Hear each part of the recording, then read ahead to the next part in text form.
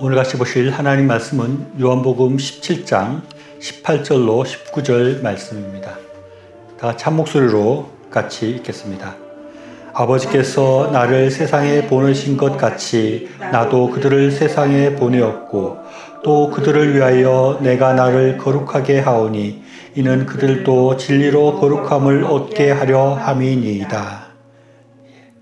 우리는 계속해서 예수님의 모범에 대해서 생각하고 있습니다. 그래서 예수님께서 하신 일이나 삶 속에서 보여주신 삶의 모범들을 살펴보고 있는데 오늘은 예수님께서 보여주신 삶의 모습을 조금 넓게 생각해 보고자 합니다. 즉 예수님께서는 전반적으로 어떤 삶을 사셨는가 하는 것입니다. 저는 이 질문에 예수님의 삶은 목적지향적인 삶이었다라고 정의할 수 있다고 생각합니다. 목적지향이라는 것이 예수님의 삶의 특징이라고 할 수 있다는 것입니다. 릭 워렌 목사님이 쓴 목적이 이끄는 삶이라는 책이 있는데 그것도 비슷한 얘기라고 할 수 있겠습니다. 그리고 제가 또 늘 강조하듯이 소명을 따라 사는 삶, 그것과 비슷한 얘기가 될 수 있을 것입니다. 많은 사람들의 삶에 있어서 그 삶의 목적이나 자신의 삶을 통해서 이루고자 하는 것들이 분명하지 않은 사람들의 모습들이 많이 있습니다. 그러나 예수님의 삶에는 아주 분명한 목적이 있었고 예수님은 그 목적을 따라서 살아가는 모습이 예수님의 삶을 돌아볼 때 전반적으로 아주 뚜렷하게 나타난다는 것입니다. 이것이 예수님의 삶의 특징이라고 우리가 볼 수 있고 이것이 예수님의 모범이라고 볼 수 있다는 것입니다. 예수님의 삶을 살펴보면 예수님은 아주 부지런히 사셨다는 것을 알 수 있습니다. 예수님은 공생애를 시작하시면서 제자를 부르시고 또 제자들을 교육하시고 또 복음을 선포하시고 병자들을 고쳐주시고 아주 열심히 하나님 나라 말씀을 선포하시고 전하시고 가르치는 그런 모습을 보여주고 있습니다. 그리고 나서 예수님은 십자가에 못 박혀 죽어주심으로 예수님께 주어져 있는 그 소명을 이루어가는 모습들을 우리가 보게 되는 것입니다. 예수님의 공생애가 3년인데 그 3년 이전의 삶이 어땠는지 우리가 전혀 알 수 없기 때문에 그 전의 삶이 어떤지는 모르지만 예수님의 공생애 시간 동안에 성경에 나타난 예수님의 모습을 보면은 예수님이 해야 할 일들에 굉장히 집중해서 살아가는 그런 모습을 보게 되는 것입니다. 그래서 예수님의 삶의 모습은 목적지향적이었다라고 할 수 있다는 것입니다. 예수님이 보여주신 삶의 모습 가운데 삶을 살면서 방황하거나 한가로이 휴가여행을 즐기거나 또는 즐기기 위해서 시간을 낭비하는 그런 모습을 우리가 전혀 발견할 수 없는 것입니다. 온전히 예수님은 목적을 향해서 하나님의 소명을 이루기 위해서 열심히 달려가는 그런 모습만 발견할 수 있는 것입니다. 이렇게 말을 하면 메시아이신 예수님의 삶과 평범한 우리의 삶이 다를 수밖에 없지 않겠느냐라고 말을 하거나 또는 예수님의 공생애 이전의 삶은 어땠는지 우리가 잘 모르고 또 성경에 나타나지 않은 예수님의 시간들이 어땠는지 우리가 알지 못하니까 꼭 그렇게 볼 수 없다라고 말할 수도 있을지 모르겠습니다. 물론 그것은 나름 정당한 그런 문제제기라고 생각합니다.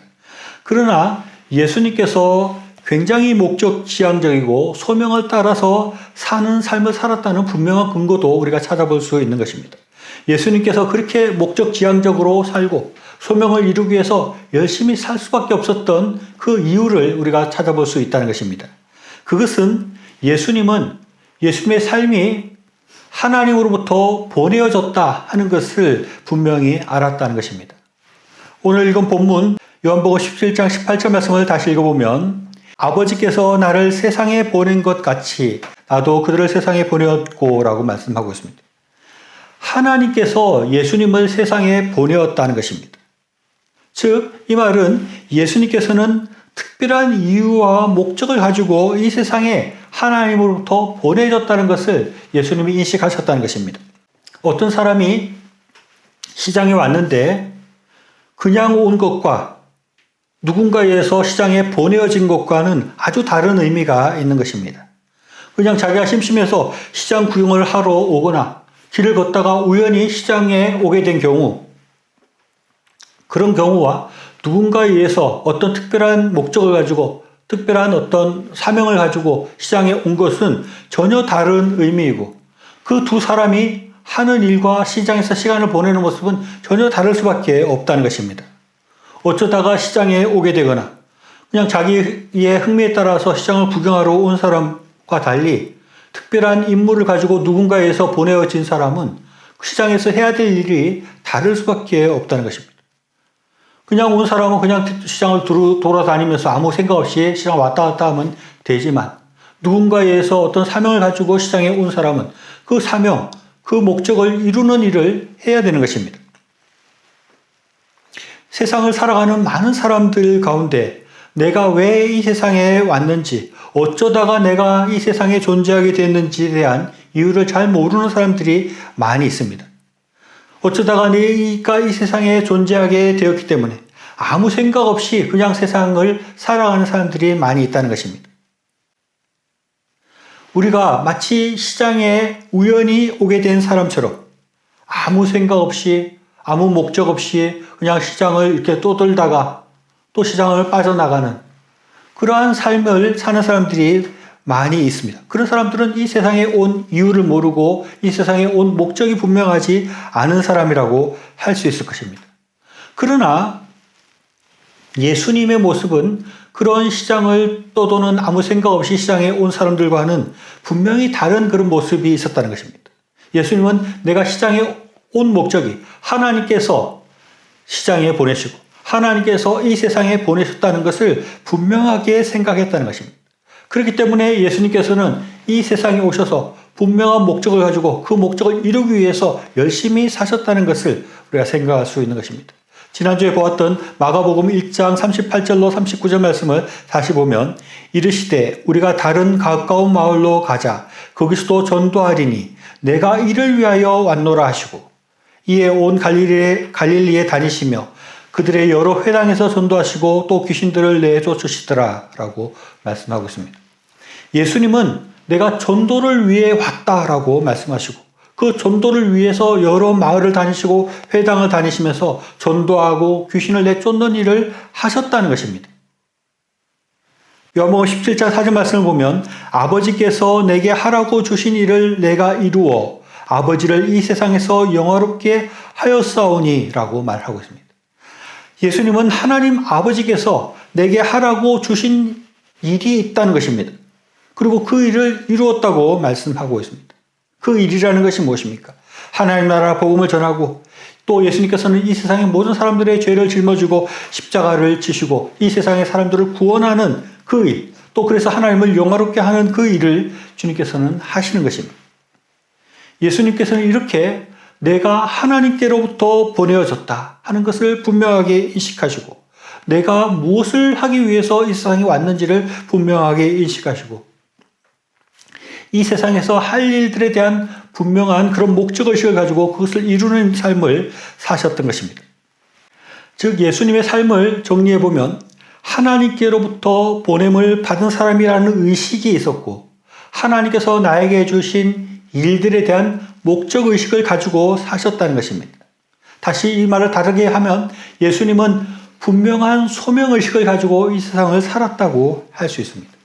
이것은 우리에게 아주 중요하게 보여주는 예수님의 모범이라고 할 수 있습니다. 그래서 우리는 이 예수님의 모범을 따라서 하나님께로부터 우리가 이 세상에 보내어졌다는 의식을 가지고 살아야 됩니다. 우리가 이 세상에 하나님께서 우리를 보내셨다. 특별한 목적을 가지고 하나님께서 우리를 이 땅에 보내셨다는 것을 생각하고 하나님께서 나를 이 땅에 보내신 목적이 뭘까? 이를 생각하는 것입니다. 다시 말하면 하나님께서 나에게 주신 이 땅에서의 소명이 무엇인가를 우리가 생각하고 그것을 이루어가는 삶을 우리도 살아야 하는 것입니다. 먼저 우리는 하나님으로부터 내가 이 땅에 보내어졌다는 분명한 그런 보냄을 받은 자의 의식이 있어야 합니다. 글쎄요, 이렇게 말할 수 있을지 모르겠지만 이 세상을 살아가는 많은 사람들 중에는 어떤 사람들은 하나님으로부터 특별한 임무를 받지 못하고 특별히 어떤 목적을 가지고 보냄을 받지 못한 사람들이 있다는 것입니다. 이것은 아주 중요한 문제입니다. 앞에서 말한 대로 어떤 사람들은 어쩌다 보니 시장에 오게 되었고 내가 이 시장에 있는 존재의 이유를 잘 모르는 사람들이 있을 수 있다는 것입니다. 물론 그 사람들을 우리가 구분할 수 있기 때문에 누구는 아무 목적이 없는 사람이다 라고 우리가 말할 수 없고 또 좀 다르긴 하지만 그 사람들이 이 세상 가운데 존재하는 이유도 또 나름대로 있을 것입니다. 그러나 우리가 분명하게 생각할 수 있는 것은 하나님의 뜻을 가지고 하나님의 특별한 소명을 가지고 이 세상에 보내심을 받은 자들과 그렇지 않은 자들이 있다는 것입니다. 그래서 우리가 생각해야 될 것은 우리가 보통 사람들이 다 살아가는 방식으로 그냥 그렇게 살아서는 안 된다는 것입니다. 왜냐하면 어떤 사람들은 아무 목적 없이 하나님으로부터 보냄을 받지 않은 그런 사람들도 있기 때문에 그런 사람들과 똑같이 살아서는 안 되는 것입니다. 왜냐하면 우리는 그들과 달리 특별히 하나님으로부터 보냄을 받은 자들, 하나님으로부터 소명을 받고 이 땅에 와 있는 자들이기 때문에 그렇습니다. 시장에 많은 사람들이 있는데 어떻게 보면 대부분의 사람들이 그냥 어쩌다 보니 시장에 오게 된 사람, 그냥 아무 목적 없이 시장에 있는 사람, 내가 이 시장에 왜 있는지를 모르고 살아가는 사람들이 우리 주변에 굉장히 많이 있다는 것입니다.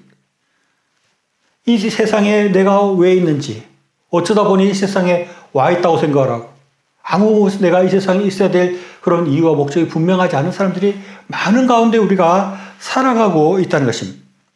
그렇기 때문에 우리는 이 세상에 살아가는 사람들과 똑같이 살다 보면 우리는 목적을 가진 사람인데 마치 목적이 없는 사람처럼 사는 그런 잘못을 범할 수 있는 것입니다. 우리가 특별한 사람이라는 그런 의식이 필요합니다. 우리는 보통 사람들, 보통 세상 사람들과 다른 사람들이라는 것을 우리가 알아야 합니다.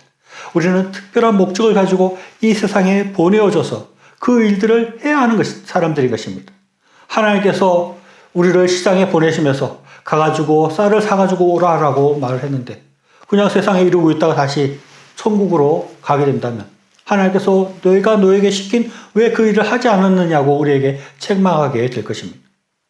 우리가 그렇게 특별한 임무를 가진 사람이라는 것을 우리가 생각해야 하는 것입니다. 하나님께서 예수님을 보내실 때 예수님께 천국을 선포하고 하나님 나라를 선포하고 백성들을 가르치고 또 백성들의 사람들의 죄를 짊어지고 죽음으로 구원하라는 그런 분명한 임무를 예수님께서는 부여받고 그 임무를 다하기 위해서 열심히 사셨다는 것입니다. 우리에게도 하나님께서는 그런 것들을 요구하고 있는 것입니다.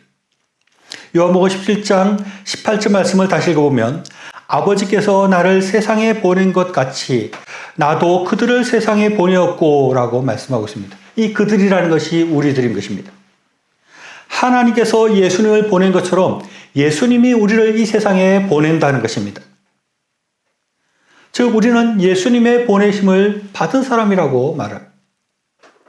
우리는 하나님으로부터 보냄을 받았고 예수님으로부터 이 세상에 보냄을 받는 사람들이라는 것을 우리가 생각해야 합니다. 에베소서 1장 3절로 6절 말씀 보면 찬송하리로다 하나님 곧 우리 주 예수 그리스도의 아버지께서 그리스도 안에서 하늘에 속한 모든 신령한 복을 우리에게 주시되 곧 창세전에 그리스도 안에서 우리를 택하사 우리로 사랑 안에서 그의 앞에 거룩하고 흠이 없게 하시려고 그 기쁘신 뜻대로 우리를 예정하사 예수 그리스도로 말미암아 자기의 아들들이 되게 하셨으니 이는 그가 사랑하시는 자 안에서 우리에게 거저주시는 바 그의 은혜의 영광을 찬송하게 하려는 것이다 라고 말씀하고 있습니다. 여기서는 굉장히 구체적으로 좀 더 자세하게 말씀하고 있습니다. 우리의 삶의 목적 또는 우리가 이 세상에 보내진 이유에 대해서 아주 자세하게 설명하고 있는 것입니다. 우리는 이 세상이 창조되기 전부터 하나님 앞에 특별히 선택된 자들이라는 것입니다. 그리고 우리가 하나님의 아들이 되도록 창세전부터 예정되었다는 것입니다. 그래서 우리가 이 세상 가운데 하나님의 은혜와 영광의 찬송이 되게 하려는 그런 목적을 가진 존재들이라는 것입니다. 그래서 우리가 이 세상을 그냥 아무렇게나 살아서는 안 되는 것입니다. 그런 이유 때문에 우리는 이 세상 가운데 존재하고 있다는 것입니다. 우리는 이 세상이 생기기 전부터 하나님께서 우리를 계획하시고 우리를 선택하시고 예정하셔서 우리가 하나님을 영화롭게 할 존재로 만드시고 하나님의 은혜를 찬양하의 목적으로 우리를 만드시고 이 세상에 보내셨다는 것을 우리가 분명히 생각해야 하는 것입니다. 그렇기 때문에 우리는 다른 사람처럼 아무 생각 없이 이 세상을 살아서는 안 된다는 것입니다. 아무 생각 없이 이 세상에 주어진 시간들을 낭비하고 인생을 낭비하고 그래서는 안 된다는 것입니다. 하나님께서 왜 나를 이 세상 가운데 보내셨는가? 왜 나를 이 세상 가운데 존재하게 하셨는가 하는 것을 생각해야 하는 것입니다. 내가 이 세상에 있는 존재의 이유를 생각하고 목적이 무엇인가를 깊이 생각해야 한다는 것입니다. 다르게 말하면 하나님께서 나를 이 땅에 보내신 소명이 무엇인지를 깊이 생각해야 하는 것입니다. 하나님께서 나를 이 땅에 보내셨는데 내가 이 세상 가운데 어떤 일들을 하기를 원하시는가? 무엇을 하라고 내게 이 세상의 삶을 주셨는가를 깊이 생각해야 하는 것입니다. 우리는 되는 대로 시간을 보내고 세상이 흘러가는 대로 세상을 살아가고 그렇게 해서는 안 된다는 것입니다. 우리는 목적 있는 삶이라는 것입니다. 그냥 시간을 보내다가 죽으면 되는 그런 삶과는 전혀 다른 그런 존재들이라는 것을 우리가 분명히 생각해야 하는 것입니다. 하나님께서 우리에게 주시는 우리의 삶의 목적, 우리의 소명은 아주 분명하다고 할 수 있습니다.